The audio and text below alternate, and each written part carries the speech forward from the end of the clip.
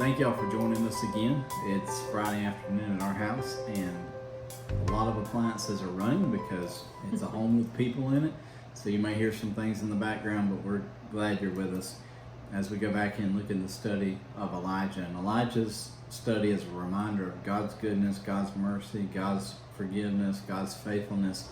And today we're going to be looking at a special story of just God's presence in times of great discouragement and what that meant for Elijah. So we're in 1 Kings chapter 19, and Christy will tell us where we're at and where we're heading. We're going to go ahead and start in verse 1. If you need any background on 1 Kings, I challenge you to look at the beginning of last week's lesson as we kind of hit on that a little bit harder. But 1 Kings chapter 19, verse 1. Now Ahab told Jezebel everything Elijah had done and how he had killed all the prophets with the sword. So Jezebel sent a messenger to Elijah to say, "May the gods deal with me, be it ever so severely, if by this time tomorrow I do not make your life like that of one of them." Elijah was afraid and ran for his life. When he came to Beersheba in Judah, he left his servant there, while he himself went a day's journey into the wilderness. He came to a broom bush, sat down under it, and prayed that he might die. "I've had enough, Lord," he said. "Take my life. I am no better than my ancestors." Then he lay down under the bush and fell asleep. Well, as you begin to look at this passage, it's pretty straightforward. Elijah is threatened by the most powerful person in the kingdom, which is Jezebel, and it gets to him. It just goes right to the very core of his being, and it gets to him emotionally, mentally, even physically. And this same Elijah that stood on the Mount Carmel just a few short period of time before reacts in a really strong and harsh and fearful and then self-condemning way. And that's kind of what we're going to look at today as we see God's faithfulness in that. Yeah, last week Elijah was literally on the mountaintop of Mount Carmel, and he had battled it out, so to speak, with the gods of Baal, the followers of Baal and the god Baal.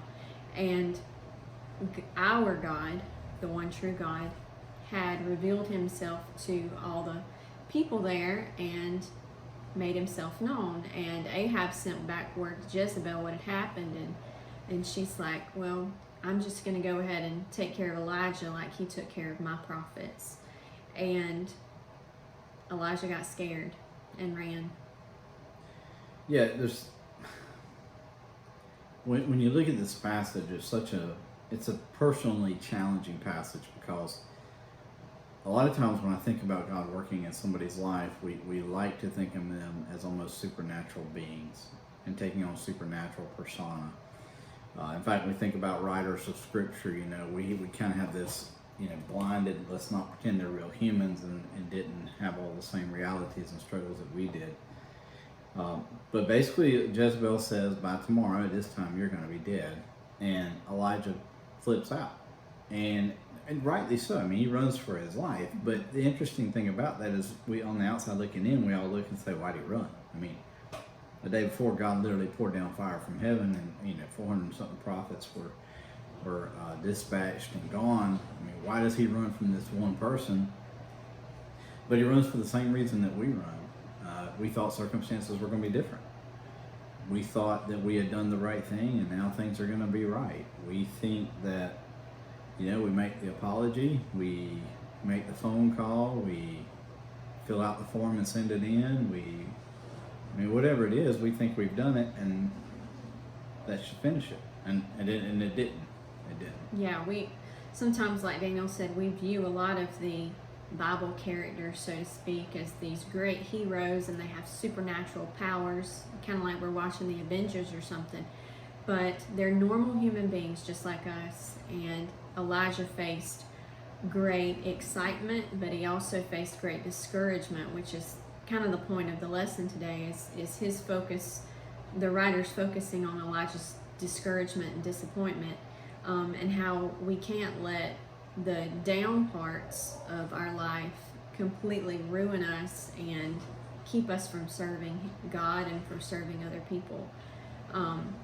He does at this point, I found that interesting right here, that he asked his servant to stay in a particular place, and he took a day's journey and went into the wilderness and found a bush that he could sit under, and he was just so discouraged that he said, I don't have anything worth to live for, just go ahead and take my life. I'm done. Especially, like Daniel had said, after we just witnessed through reading of scripture what has just taken place. Sometimes we want to question, how did he drop so fast?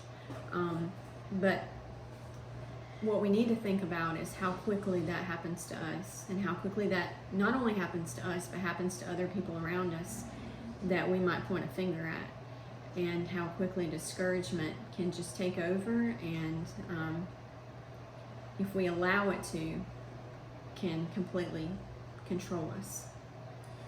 Yeah, I mean, one of the things that's probably really at play in this scenario is, the way we determine success. And, I'm not going to mind read for Elijah, but I have to believe that standing on top of that mountain, watching the prophets of Baal drive themselves crazy for about, 6 hours, I have to imagine that Elijah is sitting there saying, okay, things are changing. This is going to be different from here on out. And people are going to listen to God, but they're going to listen to God through me. And, and that's that idea of what is success. I mean, we really struggle with that in America. We've Christianized it to the point that a lot of times we don't realize we struggle with it, but we do. We really struggle with what is success. And so when it doesn't happen the way Elijah probably expected it to happen, he literally goes off, and it's interesting when he prays to die, he says this, I'm no better than my ancestors. And I think that when you read the prayers of the people in the Bible, what they're doing is revealing what's going on in their heart. And what Elijah potentially was thinking is, I'm going to be the prophet that ends this idol worship in Israel. And not that he was going to do it, but that God was going to do it during his time period. And when it doesn't happen, Elijah's response is, I'm just like every other prophet. I mean, just go ahead and take my life, and let's just be done with this thing. I don't even want to be a part of it anymore. And then he lays down in the bush and falls asleep. Yes, I found a lot of not humor in that, but really related to him, that you get so overwhelmed sometimes, and in your discouragement, that all you want to do is rest and sleep. Depression, or just not even clinical depression or anything, just discouragement in general. All you want to do is isolate yourself, whether that's sleep or playing a game of solitaire on your phone or Candy Crush or whatever it is. You want to isolate yourself from the world and in essence fall asleep. And I know we're going to talk a little bit more on this topic when we hit this next section, but I want to go ahead and say something here. Because Christy and I talked about this personally in the second section, but God lets him sleep. He falls asleep, God lets him sleep, and he sleeps for a period of time. And we're going to get into the next verses in just a minute, but he sleeps for a period of time and God lets him sleep. Yes, he just doesn't bash him or beat him over the head when he wakes up, which we're going to see in a minute. He just lets him rest. Okay, so we're going to skip over verses 5 through 10, but just a quick summary here. An angel woke Elijah up after he had been sleeping under this broom bush, which I have no idea what that is. Do you know what that is? It's a bush that looks like a broom. Okay, well, whatever that broom bush is. It really does. The angel woke him up and fed him. Yeah. And he fell asleep again. And the angel woke him up again after a little bit of time and fed him again. He ate and he drank. And then the angel had told him he needed nourishment because he had a long journey ahead. So when he woke up, he traveled for 40 days and nights to Mount Horeb. Mount Horeb is where Moses received the 10 Commandments from God. And when he got there, he went into a cave and he spent the night. Again, he went back to sleep. And then God comes to him and he asks him, what are you doing? And then we're going to pick up in verse 11 here. And the Lord said, "Go out and stand on the mountain in the presence of the Lord, for the Lord is about to pass by." Then a great and powerful wind tore the mountains apart and shattered the rocks before the Lord. But the Lord was not in the wind. After the wind there was an earthquake, but the Lord was not in the earthquake. After the earthquake came a fire, but the Lord was not in the fire. And after the fire came a gentle whisper. When Elijah heard it, he pulled his cloak over his face and went out and stood at the mouth of the cave. Then a voice said to him, "What are you doing here, Elijah?" He replied, "I have been very zealous for the Lord God Almighty. The Israelites have rejected your covenant, tore down your altars, and put your prophets to death with the sword. I am the only one left, and now they are all trying to kill me too." This is a potentially, for many of you, it's a well-known passage. You've heard it taught or spoken of at times because of the way that God presents himself, not in these majestic behaviors, which he had just done prior, and by presenting himself as fire on the Mount Carmel. But in this case, he doesn't. He presents himself as a quiet whisper. But before we go there, I want us to look at that last verse, because too often I hear people say things like, well, I want to think this, or I want to do this, or I want to go there, but I know that's not what a Christian's supposed to do. The problem with that is they're telling the wrong person. And if they're telling you that, or you're telling me that, we're telling the wrong person. When Elijah prays, he tells God what exactly he's thinking. And I think sometimes, because I've done this, I'll pray a spiritual prayer to God, to the God who knows my heart. I'll act like, dear Lord, if thou wouldest, and this, and those, and the others, and not say, God, I'm ticked because things didn't go my way, and that person hurt me, harmed me, whatever.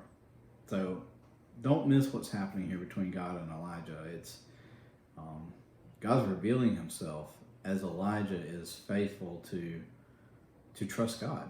He trusts God by telling him.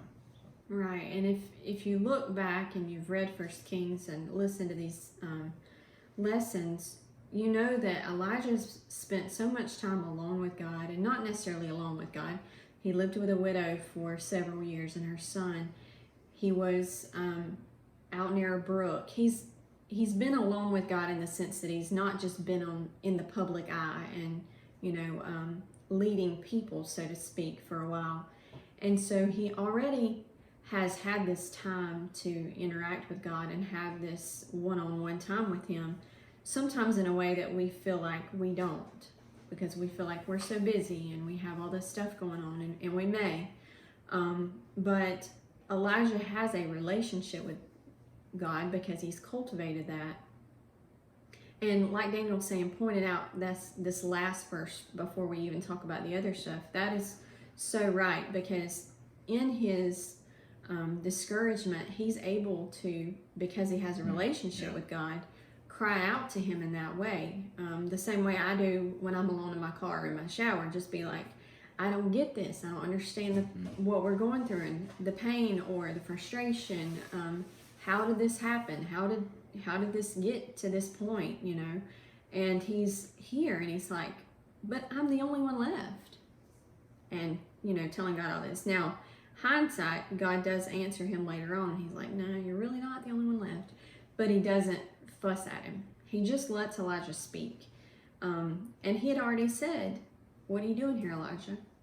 And Elijah didn't respond. And he said, then that's when he sent the earthquake and what was the other one? The wind. And then he spoke to Elijah in the whisper. Yes, verse 14, which we just read there, is basically a mirror verse to verse 10, which is Elijah's response to God. So he basically says this, and then God comes and appears to him, and Elijah says it all over again. So that's why I said it's last, but it comes first, because it literally does come first in this. And there's a lot of symbolism happening here. He's at Mount Sinai, where the Ten Commandments were given, where Moses, stayed up on the mountaintop with God for 40 days. Elijah travels for 40 days. I mean, there's so many things happening here that are showing Elijah's dependence on the one true God. There's a reason he goes to Mount Sinai. There's a reason why he spends the amount of time that he spends. These aren't just happenstance things. And so when he does that, those are acts of faith on his part. And then God appears to him in an earthquake, or potentially in an earthquake and potentially in fire. Two ways that God has presented himself before to his people. But yet with Elijah, that's not it. And it's interesting that Elijah recognizes the whisper. Because it says in verse 13, it says, when Elijah heard it, he pulled his cloak over his face and went out and stood at the mouth of the cave. And I think that's so interesting because of what you were just saying about how, Elijah had all that personal time with God to the point that he knew who God was and had, a relationship with him. And so these two major events happen, things that would make us all think that that's God, an earthquake and fire. But yet Elijah doesn't respond to those. He responds to the whisper. Right. And that's even true today. I hear a lot of people saying, well, God's showing us this in this situation, and God's showing us this in this situation. And those are people I turn off pretty quickly because really, did God make you God? Who are you to say all that? Because if you look at this passage, you see that if you have a connection with God in the sense that you may feel like, quote, I don't go to church as much as I should, or I don't read my Bible as much as I should, all those things that you may have been told. But if you pray to God and you ask him to help you through life and take the next step and take the next breath, when he speaks back to you. You can feel that gentle whisper in your soul. And so when people say those things and you just dismiss it like, okay, they may be crazy, that's okay, because he speaks to you so you can listen to him in the way he speaks to you. Yeah, there's a ton of prognosticating, and we like to take every event and place God in our favor. And that honestly, and that's the real. When you hear people saying those sorts of things, ask yourself the question: who benefits, God or them? And 98.8888 into infinity is them. And we see it on social media, but it's not confined to social media. They do it from pulpits, and they do it from coffee break rooms, and they do it from emails or whatever. It's this, you need to do X, or God's punishing because of this. And every time they do it, I want to say to them, it's amazing how God always punishes to benefit you. And I think this is kind of where Elijah's at. He's frustrated that God hasn't done something to personally benefit him, but he doesn't warp it. He just takes it, and he meets God. So there's some interesting thoughts there. Yeah, there's something I want to read to you. If you have your book, it's on page 110, and the writer, I'm just going to read it straight out of there. It says, what the prophet Elijah didn't realize was that he didn't need God to change his situation. He needed God to be with him in his struggle. God's presence changes everything. It's not just what God does for us that makes the difference. It's who he is with us. That's the game changer. Recognizing God's presence changes our perception of our circumstances. So if you find yourself in a dark, gloomy place, and if you're a human, you probably already have or you will, that's okay. We don't need to be necessarily seeking God around every single corner, because God is present with us even in those deep, dark moments. It's not what he's doing for us to get us out of that pit and make us all better. It's the fact that he's with us in the pit, and he's holding us and carrying us through our storms. Psalm 139, you want a good reference for that, go and read it. And in that 2 or 3 sentences that Christy read, that sums up everything we've stumbled to try to say for the last 4 or 5 minutes, because what we're trying to articulate to you isn't something that's easy, because we have this idea that Christianity means getting what we want, because we just attach God's name to it, whether it be politically, economically, morally, whatever it is. We just attach God's name to it, and we should get it. If we don't, then God's punishing and we treat it like that. But God is present with us, not necessarily doing something for us. Right. I'll give you one example. If you come into our home ever, and you're welcome if you want to, in our foster child at the present time, about said his name, is here with us, you will not get a turn. That's what I always say. I can't have a turn. He never lets me have a turn. He doesn't. Because he's so loud in his little truck that he rides on. In our house, it's up. If you're at church, he just pedals around. Everybody knows what I'm talking about if you go to church.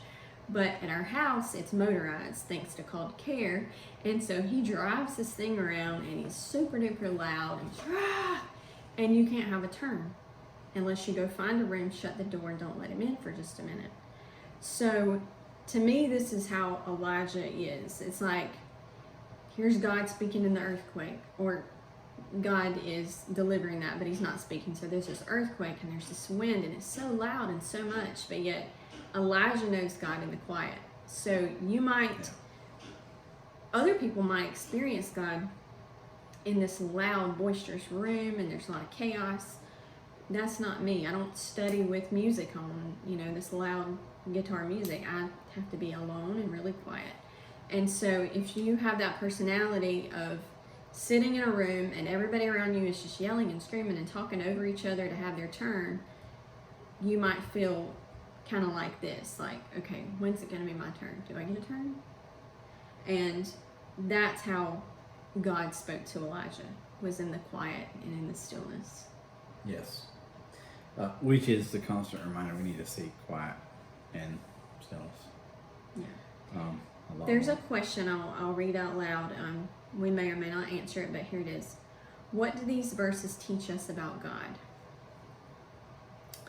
And then another question here, and I'll answer this one. How can we learn to better recognize when God speaks? Do you want to answer that one? Well, let me try on the first one. Okay. What do these verses teach us about God? They teach us that God is not there as our personal genie. Elijah ran from Jezebel because he thought he was going to die. And so you have to imagine while he's running and he's spending these 40 days in the wilderness, how do you think he wants God to show up? I mean, I know how I want God to show up, with a fiery javelin. I mean, I want Jezebel gone.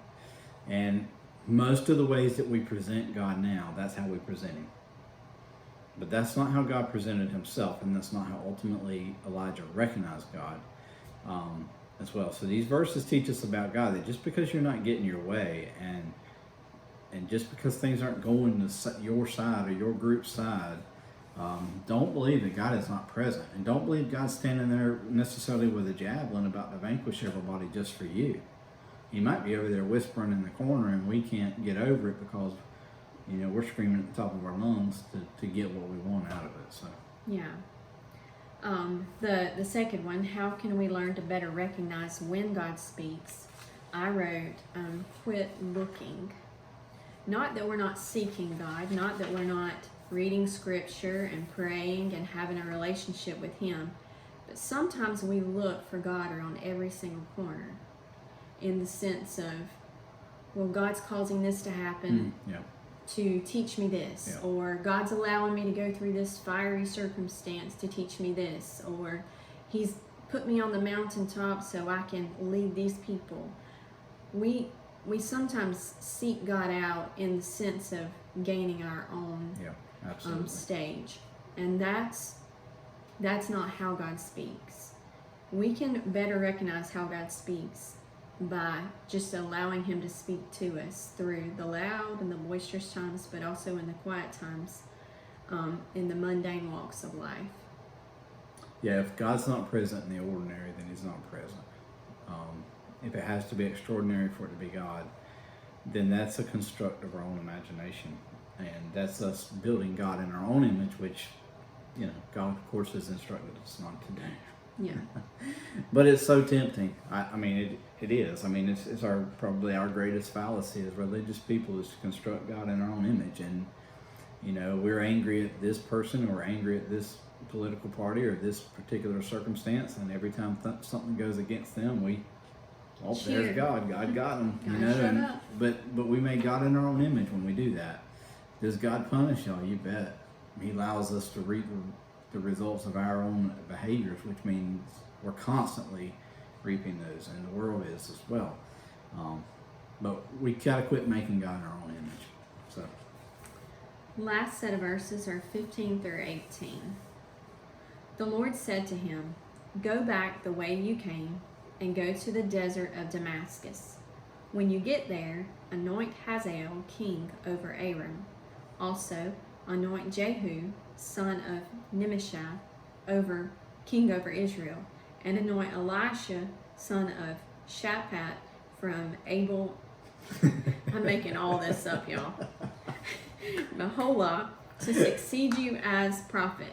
Jehu will put to death anyone who escapes the sword of Hazael, and Elisha will put to death anyone who escapes the sword of Jehu.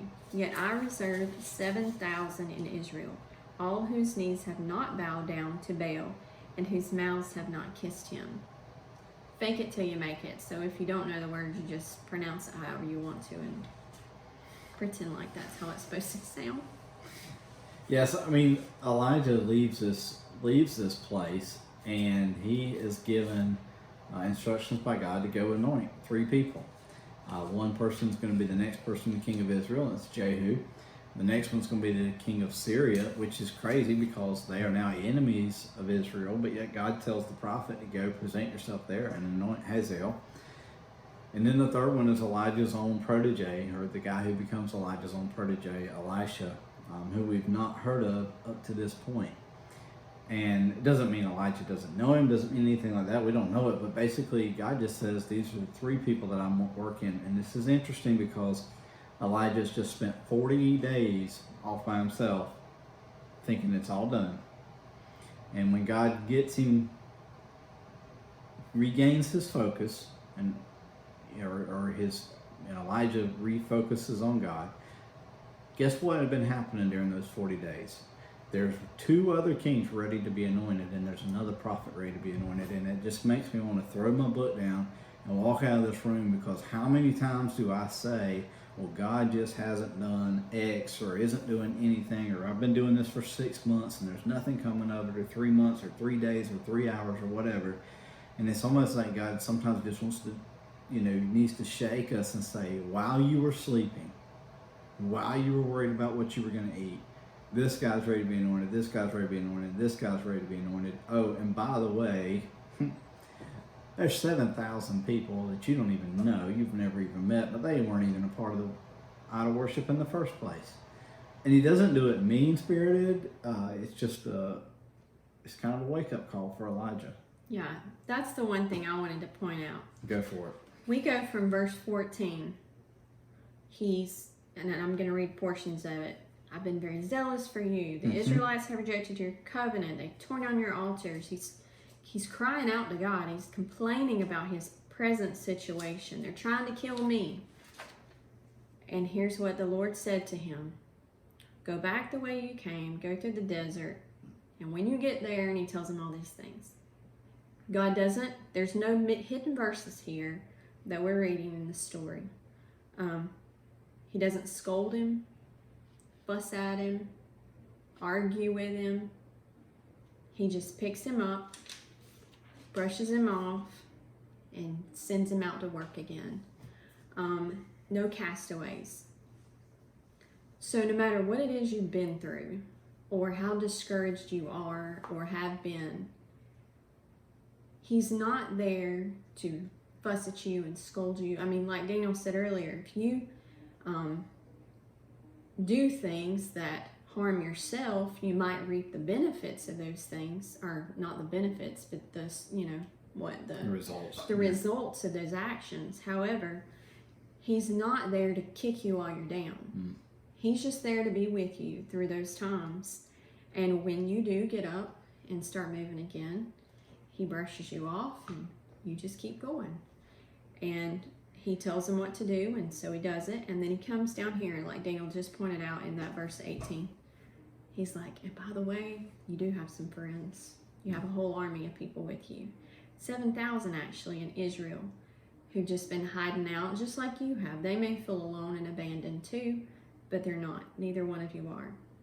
And in Elijah's mind, he was probably the only one still serving God. And we feel like that too sometimes. But God reminded him that there are many other worshipers there with him as well.